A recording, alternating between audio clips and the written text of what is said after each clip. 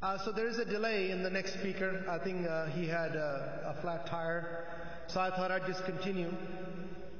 Is this slide on? So some question has been asked. As I mentioned before, the extensive logistical seminar was the one held in New Jersey. This was like my feeble attempt to bring 3.5 hours down to 1.5 hours. So I want to share with you, based on the question that's asked, what does Mina camp look like? So, as I said, tent space is actually very limited, but we do provide the bedding, and each person will be assigned a tent and bedding. Of course, executive lounge is going to be for program 5, 6, and 7 only, and program 5 also have, anybody here from program 5? No, they also have a bed in a room. And of course, men and women will be in separate tents. So this is the way we do it is that you can see the picture here. The top left side of the picture is once the construction is finished. It's completely gutted. We actually get at it. We put up the drywalls. We put up the street sign. You can clearly see there's a sign that says Program 1 Women. You can see the outdoor carpeting that is put on. On the right picture that you can see some slipper pouches. If you look carefully in that picture, you will see some blue and white insulated coolers. This is to be found throughout the camp. They have either water or soft drinks or pop. We want you to remain hydrated. And you can see on the bottom, it's also well lit at nighttime. Here's what is known as a foam sleeper chair. So when you fold up this 8-inch thick foam mattress, you fold it up, it's 16 inches off the ground. That's the picture on the left side. When you unfold it, that's the place where you sleep. That's the picture on the right side. And yes, the person next to you is as close as the picture shows. But at least with that little barrier, you don't see each other. But what I cannot help you with is the snoring competition. You decide on that one. Okay? So this is a picture from last year. The camp, once it's set up, you can see that we had put half walls. It allows for a bit of a privacy as well as a better circulation. But look very carefully. You will be able to see the air conditioning units on the wall. These are the real AC units that we put in the camps.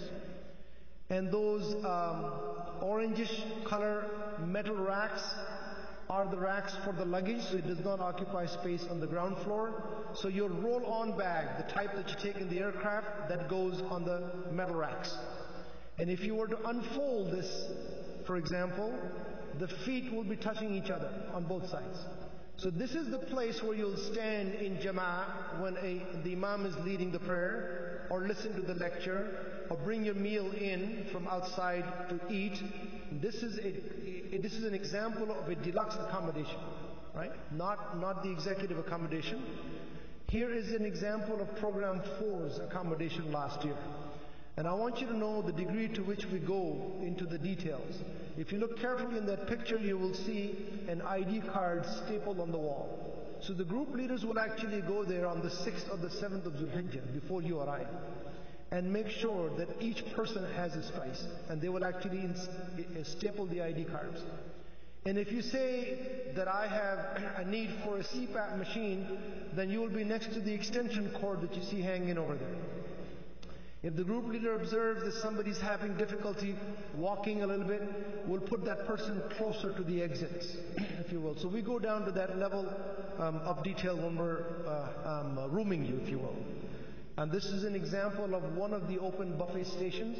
That canopy that you see on top to shade the area is completely dependent on approval from the fire department. Sometimes they give it to you, sometimes they don't.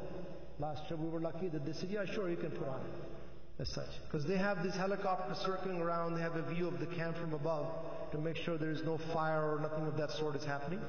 This is an actual picture of women's open buffet for program 2 from last year.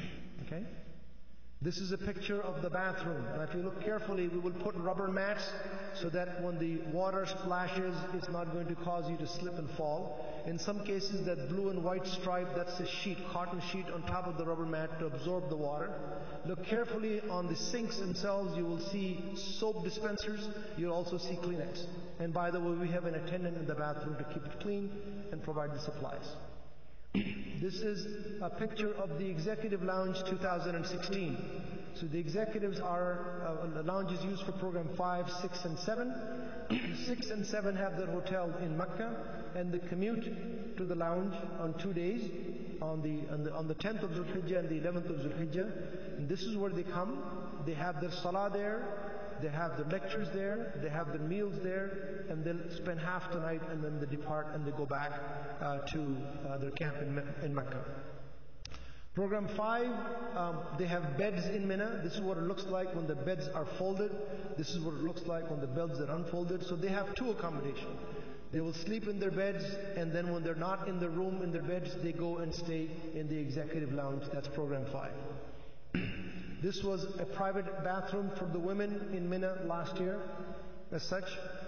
And so everybody gets a space guaranteed in Mina with all those things. If you had to lift those foam sleeper chair, you would find a pillow in a sealed plastic bag, a brand new pillow. You'll find the the blanket and the bed sheet, all is there.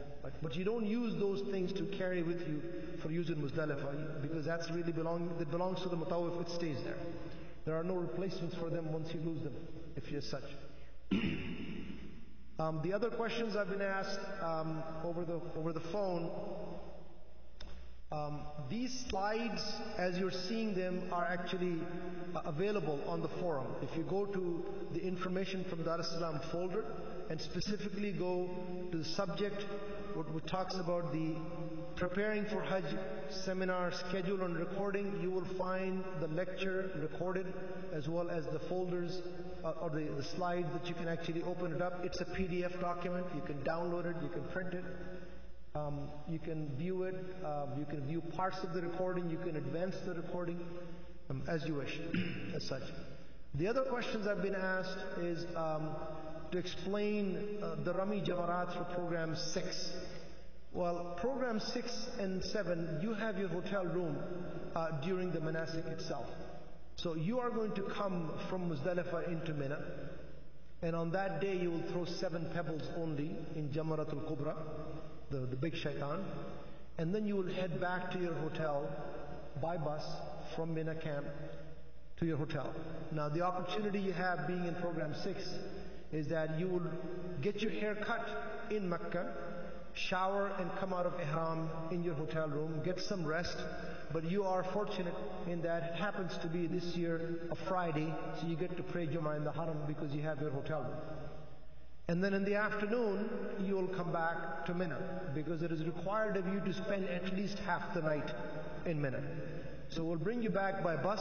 It'll be a bit of a rough commute. Could take up to 2 hours. You'll come back so that you're spending the time in the Executive Lounge from Maghrib till just past midnight. That's your half the night.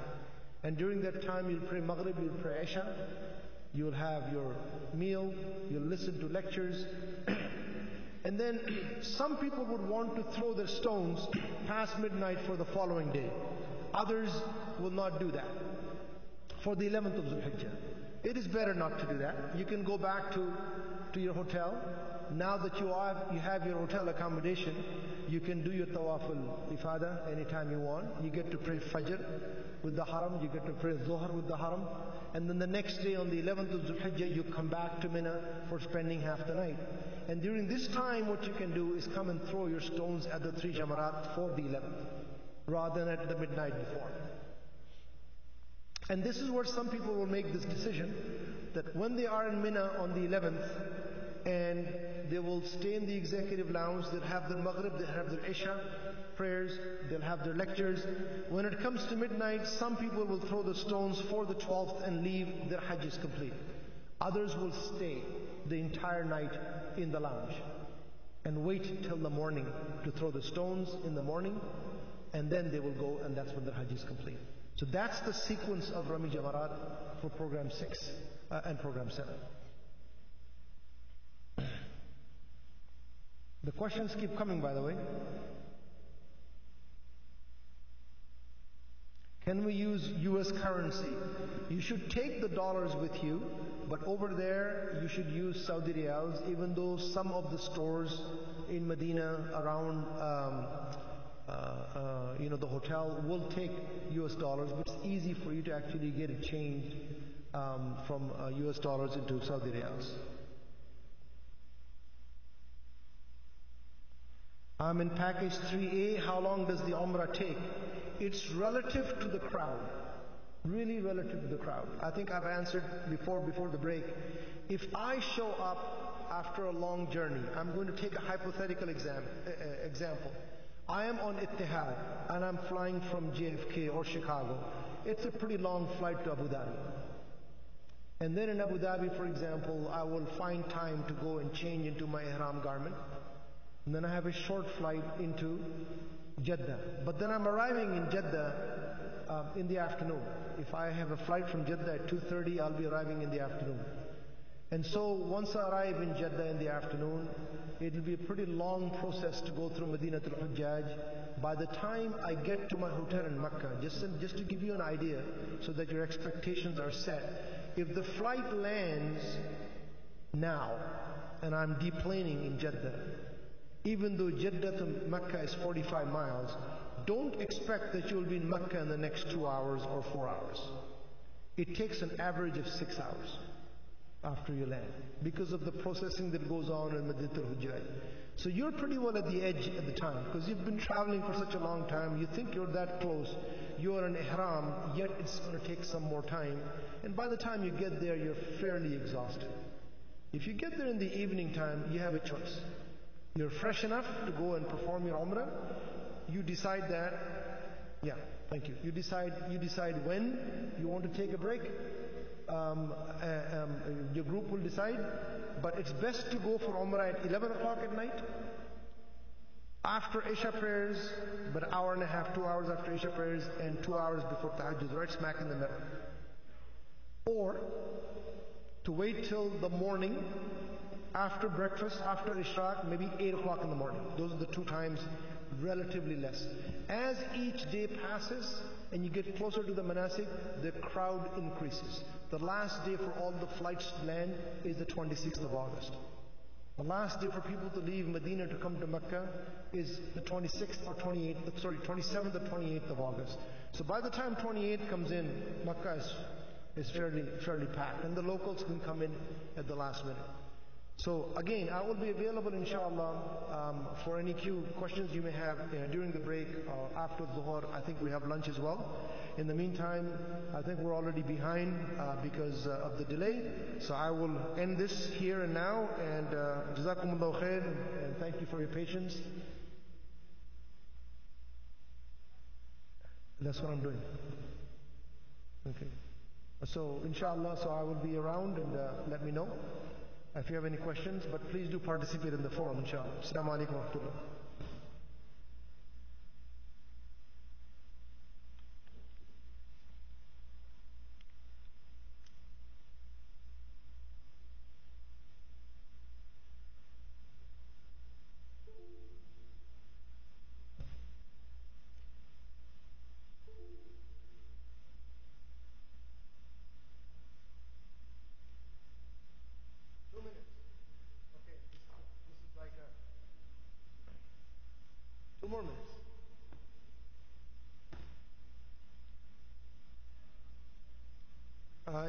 Yes, please.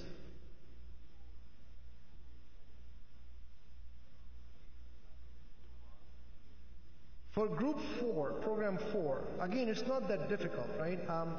Program 4, you are going to be program 4, program 5, program 3. Those who are going to remain in Mina, they're not commuting, right? For example, the timing for Jamarat is when you come from Muzdalifah on the 10th of Zulhijjah, 1st of September, you will actually throw 7 pebbles on the way from the train station to the camp. And so you've done 1 of them. And now you have to wait till the barber is available, sacrifice is done for you.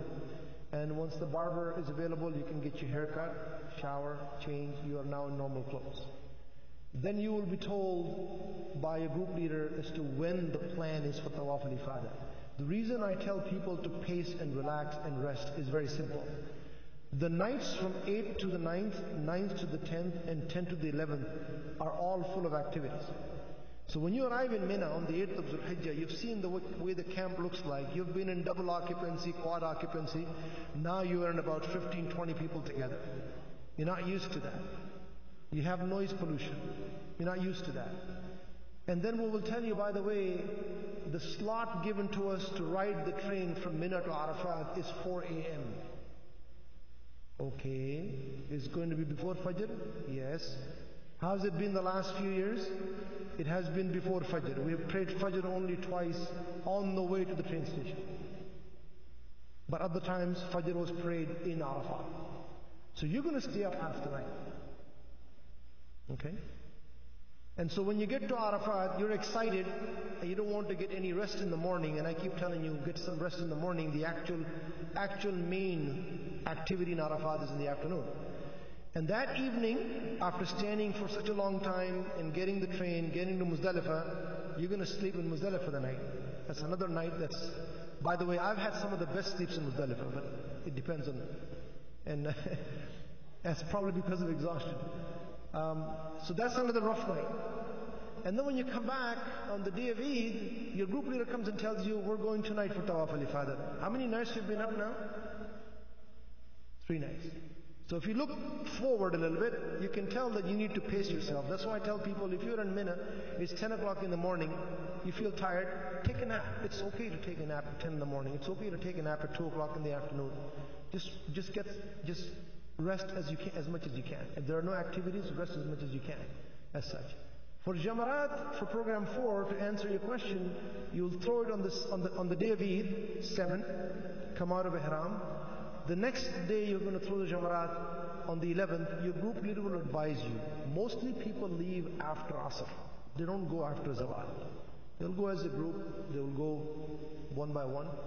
If there are elderly people that cannot throw, they may delegate their stones to you. That's okay. And then the third day, on the 12th of Zulhijjah, people will leave in the afternoon for program 4. Program 3 might be in the morning because they're leaving that day, right? Or it could be in the afternoon. So you will again wait till after Zohar, Asr. And the 4th day, the 13th of Zulhijjah, this is where people throw their stones in the morning and depart. Okay? So you will carry 70 stones with you. For the 10th, 11th, 12th, and 13th. 7 stones on the first day and 21 stones in each of the last 3 days. Program 3 will only carry 49 stones with them because they're leaving on the 12th because they have a flight to catch to get to Medina, as an example. All of this will be repeated, by the way. All of this will be again explained when you're over there by the Imam who's going to be with you, by the group leader who's going to be with you. So you don't have to worry as much about it, but it's good to settle in your mind as to what the sequence is going to be, right? As such. Pardon me?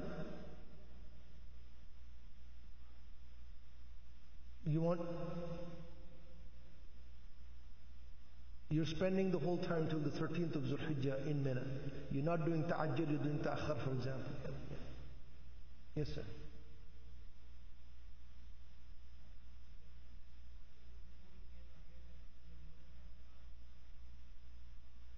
This is a good question. Are you going to be notified that your sacrifice is done? Again, there is a whole transcription of Sheikh Yasir Qadi, Dr. Yasir Qadi's fiqh and practical advice. The sacrifice money that you paid, with that we're going to buy what is known as arrangements done through Islamic Development Bank and Al-Raji. You will get a receipt for it in Medina. You will get a receipt given to you by a group leader. They sacrifice 800,000 sheep. And they start the sacrifice after sunrise of the day of Eid and goes on till the 13th. So there is no way of knowing what the timing is going to be. And by the way, from an Islamic perspective, it is okay. Right? Now, if you read the lecture from Dr. Yasir Qadi, for example, and you can ask the sheikhs this afternoon, that if you throw the stones and you get your hair cut, it's okay to come out of ihram. Those who say, no, I must know the sequence, they have this dilemma because you will not know what the timing is. As such.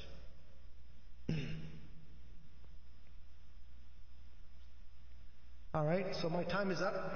I can see if the Kamani is here. Jazakumullah khair. Again, I'll be available for any Q&A. And we'll speak to you and see you soon, inshallah. Assalamu alaikum.